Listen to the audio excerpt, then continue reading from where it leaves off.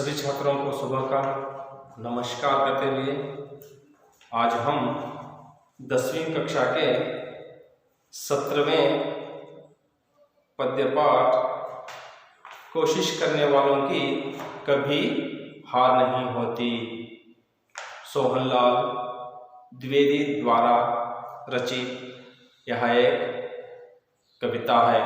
कोशिश करने वालों की कभी हार नहीं होती, इसका विधान कविता है और इसको लिखे हैं सोहनलाल द्विवेदी जी ने।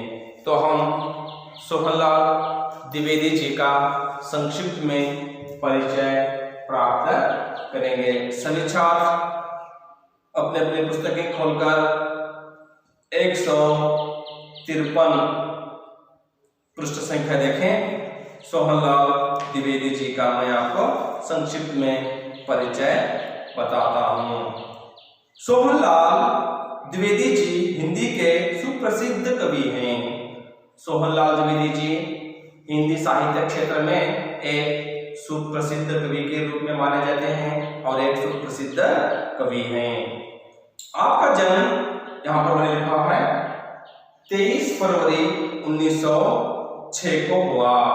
सोहनलाल द्विवेदी जी का जन्म 23 फरवरी 1906 को हुआ। आपने बनारस हिंदू विश्वविद्यालय से MA LLB की डिग्री ली और आजीविका के लिए जमींदारी तथा बैंकिंग का काम करते रहे।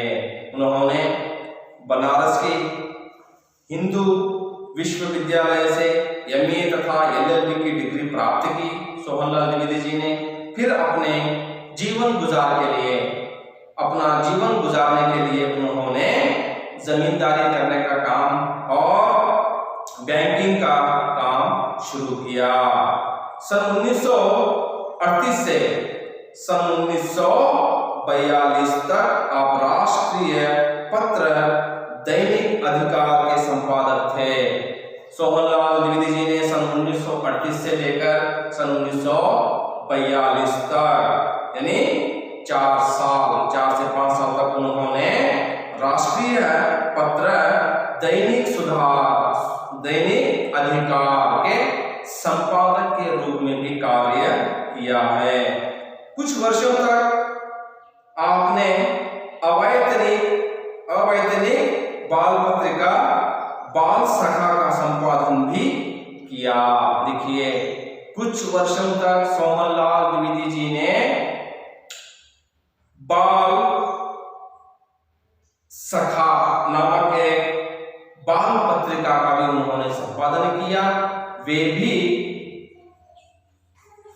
अवैतनिक, इसका अर्थ है बिना वेतन के, अवैतनिक रूप से उन्होंने बच्चों के लिए अनेक वर्षों तक बाल पत्रिका का संपादन किया। उस पत्रिका का नाम है बाल सखा। और आप महात्मा गांधी से अत्यंत प्रभावित थे। सोहनलाल द्विवेदी जी ने महात्मा गांधी जी से अत्यंत प्रभावित थे। स्वतंत्रता प्राप्ति के लिए देशभक्ति व ऊर्जा से और आपकी रचनाओं की विशेष सराहना हुई तथा आपको राष्ट्रकवि की उपाधि से अलंकृत किया गया। स्वतंत्रता के समय में सोहनलाल द्विवेदी जी ने अनेक ऐसे रचनाओं को रचा जिससे वर्तमान कालीन सरकार ने उनको पहचान कर उन्हें राष्ट्रकवि नाम से अलंकृत किया गया। उस समय जो उन्होंने देशभक्ति व देश की ऊर्जा के निमित्त उन्होंने जो रचनाएं की हैं, उन रचनाओं को समझकर देखकर वर्तमान काल के सरकार ने उन्हें राष्ट्रकवि का उपाधि से अलंकृत किया। सन 1988 में राष्ट्रकवि द्विवेदी जी का देहांत हुआ। देखिए यहाँ पर उनका निधन 1988 को हुआ। और आपकी प्रमुख रचनाएं हैं सोहनलाल द्विवेदी द्वारा रचित प्रमुख रचनाएं यहाँ पर मैंने शाम पर लिखा है भैरवी, वासवदत्ता, कुणाल, पूजा गीत, विषपान, युगाधार और जय गांधी, बांसुरी, झरना, बिगुल, बच्चों के बापू, दूध बताशा, बाल भारती, शिशु भारती, नेहरू चाचा, सुजाता, प्रभाती आदि। इन सभी के रचनाकार सोहनलाल द्विवेदी जी हैं। और यहाँ पर सोहनलाल द्विवेदी जा रहा, और देखिए यहाँ पर उनके बहुत बाल साहित्य हैं। ये सब उन्हीं के द्वारा रचित बाल साहित्य हैं। जो बच्चों के लिए उन्होंने लिखी हैं वो बाल साहित्य हैं। सब कुछ यह बच्चों के लिए उन्होंने सोहनलाल द्विवेदी जी ने लिखी हुई हैं। तो देखिए छात्रों, यहाँ पर आपने उनका परिचय प्राप्त किया और इस कविता में आए हुए कुछ नए शब्दों को हम पहचान लेंगे। पृष्ठ संख्या 154 देखिए। लहर, इसका अर्थ है तरंग, जो हम बहाव भी कह सकते हैं। इसको कन्नड़ में हम कहते हैं अले, अले हम कहते हैं। नौका यानी इसका अर्थ है नाव, डोनी ಅಂತ ಹೇಳ್ತೀವಿ ಕನ್ನಡದಲ್ಲಿ, डोनी ಅಂತ ಹೇಳ್ತೀವ। और कोशिश, इसका अर्थ है प्रयास, प्रयत्न। ಇದಕ್ಕೆ ನಾವು ಕನ್ನಡದಲ್ಲಿ ಹೇಳಬೇಕಾದ್ರೆ ಪ್ರಯತ್ನ, ಪ್ರಯತ್ನ ಮಾಡೋದು। हार, इसका अर्थ है पराजय, विफलता। इसको हम कन्नड़ में कह सकते हैं सोलू, सोलुವುದು। और नन्ही ने इसका अर्थ है छोटी, ಕನ್ನಡದಲ್ಲಿ ಹೇಳಬೇಕಾದ್ರೆ ಚಿಕ್ಕ, ಸಣ್ಣದು, लघु। दाना, इसका अर्थ है ಒಂದು काळु, कन्नडದಲ್ಲಿ ಹೇಳಬೇಕಾದ್ರೆ काळु। इसको हम कन्नड़ में हिंदी में कह सकते हैं धान्य अथवा एक कण, अनाज, कण। दीवार, दीवार इसका अर्थ है भित्ति, इसको हम कन्नड़ में कह सकते हैं गोडे, गोडे। विश्वास, इसका अर्थ है भरोसा, कन्नडದಲ್ಲಿ ಹೇಳಬೇಕಾದ್ರೆ ಭರವಸೆ, ನಂಬಿಕೆ। यकीन अंतनो, यकीन हम कह सकते हैं हिंदी में, यकीन, भरोसा, विश्वास, ये तीनों सजातीय शब्द हैं। और रग, इसका अर्थ है नस, और इसको हम कन्नड़ में कह सकते हैं ನನ್ನ ನರನಾಡಿಯಲ್ಲಿ, ನರನಾಡಿಯಲ್ಲಿ, ನರದಲ್ಲಿ ಅಂತ ಹೇಳ್ತೀವಲ್ಲ ಹಾಗೆ। स्नायु, नाड़ी हम कह सकते हैं। साहस, इसका अर्थ है धैर्य, हिम्मत, हौसला।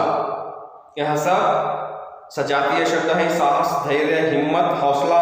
इसको हम कन्नड़ में कह सकते हैं धैर्य, विश्वास, शक्ति। अखरना, अखरना इस अर्थ का शब्द है, शब्द का अर्थ है बुरा लगना, बुरा लगना ಅಂದ್ರೆ ಕನ್ನಡದಲ್ಲಿ ಹೇಳಬೇಕಾದ್ರೆ ಒಂದು ರೀತಿಯಾದ ಕೆಟ್ಟದಾಗಿ ಅನಿಸುವುದು, ಕೆಟ್ಟದಾಗಿ ಅನಿಸುವುದು ಅಂತ ಆಗುತ್ತೆ। मेहनत, इसका अर्थ है परिश्रम, ಕನ್ನಡದಲ್ಲಿ ಹೇಳಬೇಕಾದ್ರೆ ಪರಿಶ್ರಮ। और बेकार, इसका अर्थ है व्यर्थ, ಕನ್ನಡದಲ್ಲೂ ಕೂಡ ನಾವು ವ್ಯರ್ಥ ಅಂತ ಹೇಳ್ಬೋದು, ಇದಕ್ಕೆ निरर्थक ಅಂತ ಹೇಳ್ಬೋದು ಹಿಂದಿಯಲ್ಲಿ। सिंधु, इसका अर्थ है सागर, ಕನ್ನಡದಲ್ಲಿ ಕೂಡ ನಾವು ಸಾಗರ ಅಂತ ಹೇಳ್ತೀವಿ, ಸಮುದ್ರ।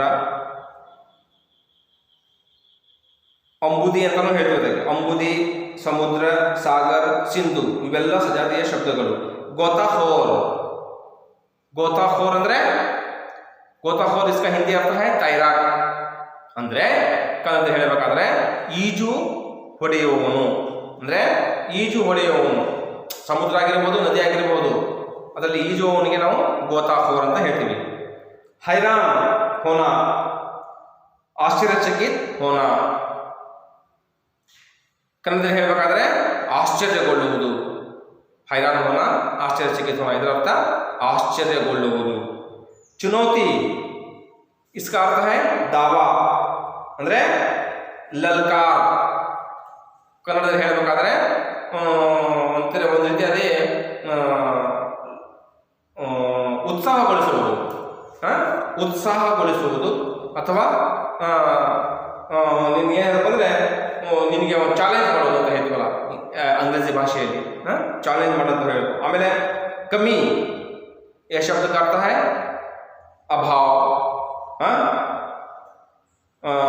ನ್ಯೂನತಾ. ಕನ್ನಡದಲ್ಲಿ ಹೇಳಬೇಕಾದ್ರೆ ಕೊರತೆ, ಅಭಾವ. और चैन, चैन ಅಂದ್ರೆ इसका हिंदी अर्थ है आराम. इसको हम कन्नड़ में कहते हैं आरामವಾಗಿ. सुख और संघर्ष, टकराव. इसका हिंदी शब्द का अर्थ है टकराव. इसको हम कन्नड़ में कह सकते हैं संघर्ष. ये सब आपको इस कविता में आए हुए नए शब्द हैं. तो अब हम इस कविता की ओर चलेंगे और इस कविता को हम पढ़ने से पहले इसका आशय को समझेंगे. तो देखिए यहाँ पर मैं उसके आशय को आपको समझाता हूँ. इस कविता में कवि ने यह संदेश दिया है कि सतत प्रयत्नशील व्यक्ति की निश्चित रूप से जीत होती है. बिल्कुल सही कहा है सोहनलाल द्विवेदी जी ने.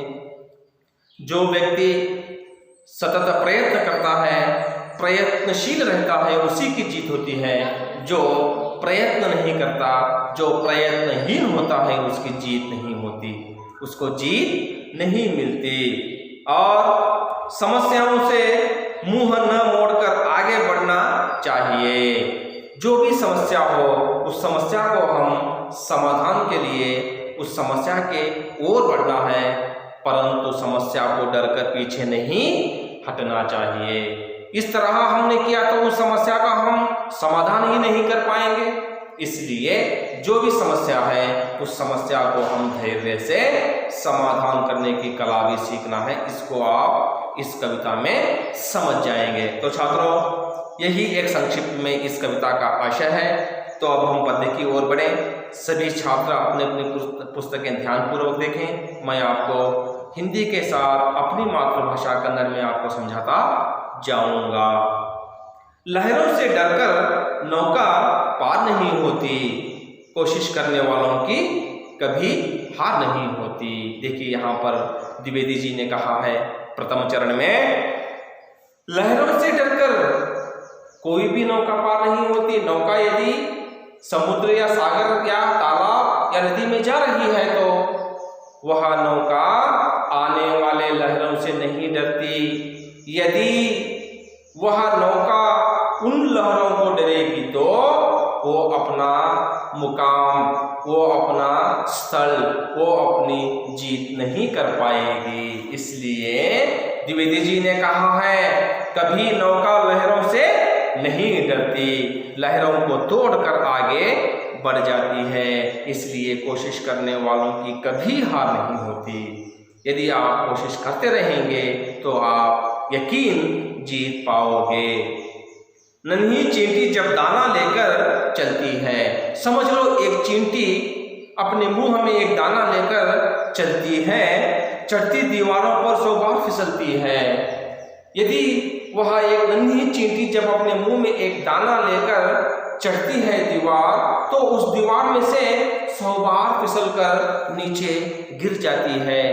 एक ही बार में वह दीवार पर नहीं चढ़ जाती, उसको बार बार उसके मुंह में से दाना नीचे गिरता है और चींटी भी बार बार नीचे गिर जाती है. मन का विश्वास रगों में साहस भरता है. तब उस चींटी के मन में यह एक साहस, धैर्य और हिम्मत का हौसला भर देता है कि मैं इस दाने को लेकर इस दीवार अवश्य चढ़ूंगी. यह सोचकर उस चींटी ने अपने मुंह में दाना लेकर बार बार उस दीवार को चढ़ती रहती है. और चढ़कर गिरना, गिरकर चढ़ना न अखरता है. उस चींटी का मुंह में दाना लेकर उस दीवार पर चढ़ने का कार्य नहीं बंद होता, नहीं रुकता.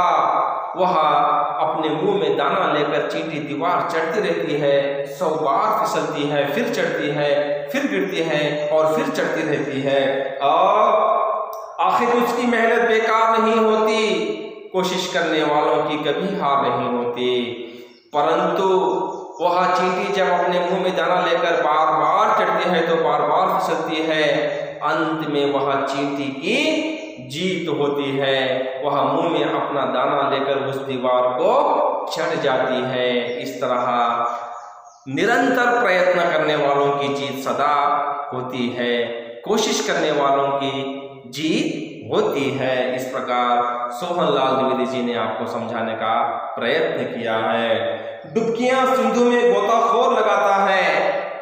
एक तैरने वाला व्यक्ति, एक तैरने वाला मनुष्य जब डुबकियां सागर नदी में लगाता है, जाकर खाली हाथ लौट कर आता है। उसने एक मोती को खोजने के लिए उस नदी या सागर के अंदर एक मोती को खोजने के लिए बार बार डुबकियां लगाकर अंदर गहराई तक जाता है और खाली हाथ वापस लौट आता है, जाता है और खाली हाथ वापस लौट आता है। मिलते नहीं सहज ही मोती गहरे पानी में, मोती उतनी आसानी से आपको नहीं मिल पाएंगे, वह तो गहरे पानी में ही होते हैं। न जाने कौन से एक वर्षा के बूंद से वह मोती बनकर समुद्र के अंदर रहते हैं। इस गोताखोर ने प्रतिदिन डुबकियां लगाकर उस सागर में तैरकर उस मोती की खोज में जाता है और खाली हाथ वापस लौट आता है। और बढ़ता दुगना उत्साह इसी हैरानी में जब उस गोताखोर का, जब उस तैरकन का एक मन में विश्वास बढ़ता है कि मैंने इतने दिन इतनी गहराई में जा चुका हूँ तो भी मुझे मोती नहीं मिलती, मैं अब नहीं छोड़ूंगा। प्रतिदिन वह गोताखोर समुद्र में जाकर डुबकियां लगाता है, मोती ढूंढता है और खाली हाथ आता है। लेकिन यह कार्य कब तक चलेगा? वह प्रयत्नशील है, प्रतिदिन जाता है समुद्र में, गोताखोर डुबकियां लगाता है और उस मोती को ढूंढता है और फिर खाली हाथ वापस घर आता है। मुट्ठी उसकी खाली हर बार नहीं होती, मुट्ठी उसकी खाली हर बार नहीं होती, कोशिश करने वालों की कभी हार नहीं होती। परंतु वह मनुष्य, वह गोताखोर एक दिन मोती को खोज लेता है, मोती उसको एक दिन मिल जाती है। मोती लेकर वह व्यक्ति अपने खुशी खुशी घर जाता है। असफलता एक चुनौती है, इसे स्वीकार करो। अंतिम चरण में सोहनलाल द्विवेदी जी ने आपको समझाने का प्रयत्न किया है। असफलता एक चुनौती है, इसे स्वीकार करो। प्रति मनुष्य के, प्रति मानव के जीवन में असफलता आती ही है। उस असफलता को एक चुनौती के रूप में आप स्वीकार करो। मैं इस असफलता को कैसे सफलता के रूप में बदल दूं, कैसे मैं इस पर सफलता प्राप्त करूं, यह सोचकर आपने उस सफलता को एक चुनौती समझकर स्वीकार करो, एक सवाल समझकर, एक बड़ा कार्य समझकर उस असफलता को स्वीकार करो। क्या कमी रह गई देखो और सुधार करो। उसमें क्या कमी रह गई जो मैं असफल हो गया हूं, यह आप सोचो और उस पर विचार करो, उसका सुधार करो, उस कमी को पूर्ण करो, तब आप सफल हो पाओगे। और जब तक न सफल हो नींद चैन को त्यागो तुम, जब तक आप सफल न हो पाएंगे तब तक आप नींद कम कीजिए और दूसरे कामों में चित्त मत लगाइए।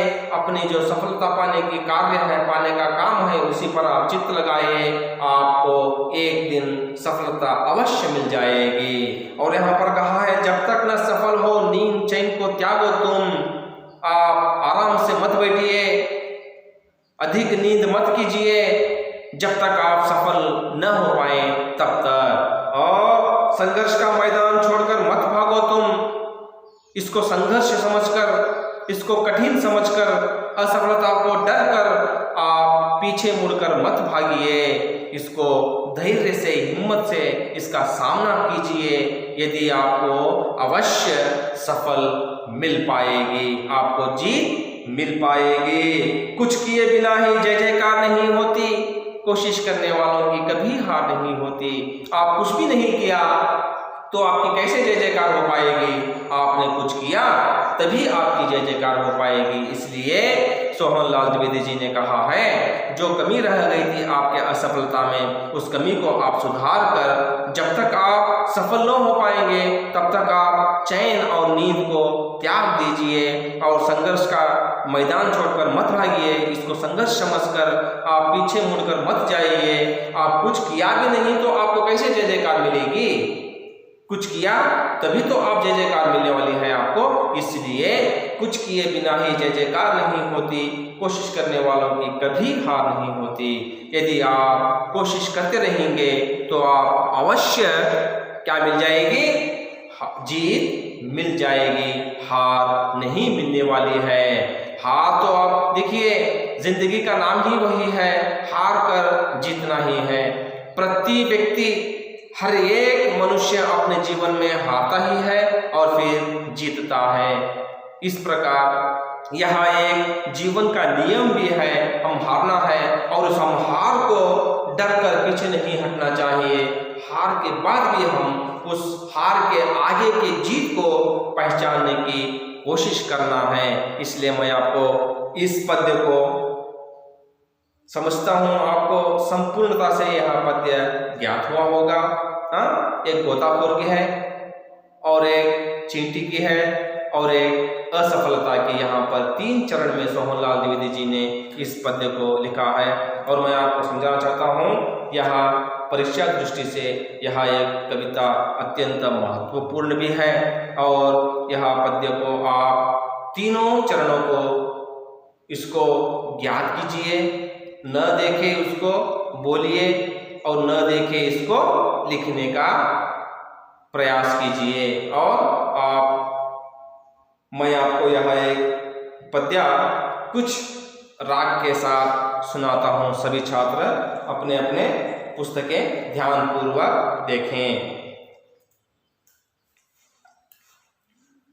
लहरों से डर कर नौका पार नहीं होती, कोशिश करने वालों की कभी हार नहीं होती, कभी हार नहीं होती। नन्ही चींटी जब दाना लेकर चलती है, चढ़ती दीवारों पर 100 बार फिसलती है। मन का विश्वास रगों में साहस भरता है, चढ़कर गिरना गिरकर चढ़ना न अखरता है। आखिर उसकी मेहनत बेकार नहीं होती, कोशिश करने वालों की कभी हार नहीं होती, कभी हार नहीं होती। डुबकियां सिंधु में गोताखोर लगाता है, जा जाकर खाली हाथ लौट कर आता है।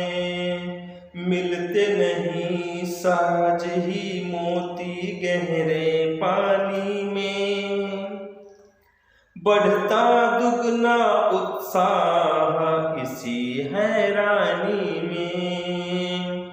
मुट्ठी उसकी खाली हर बार नहीं होती, कोशिश करने वालों की कभी हार नहीं होती, कभी हार नहीं होती। असफलता एक चुनौती है, इसे स्वीकार करो।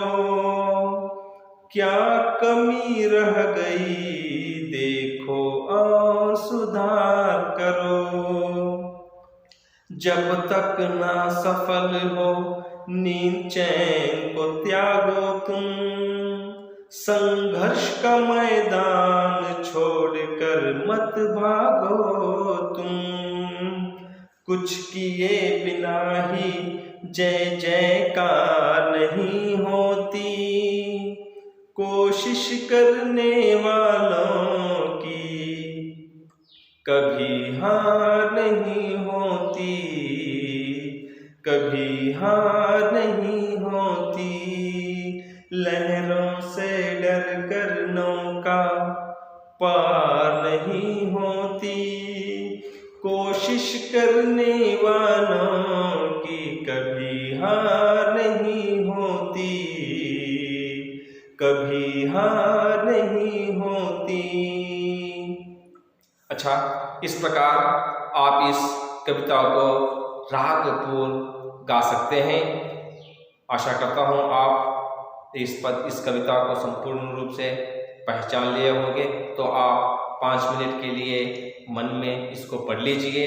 तो अब आपको तब भी कोई परेशानियाँ, कोई दिक्कत, कोई अर्थ या कोई वाक्य नहीं मालूम हुआ हो तो मुझे पूछ सकते हैं, मैं आपको बताऊंगा।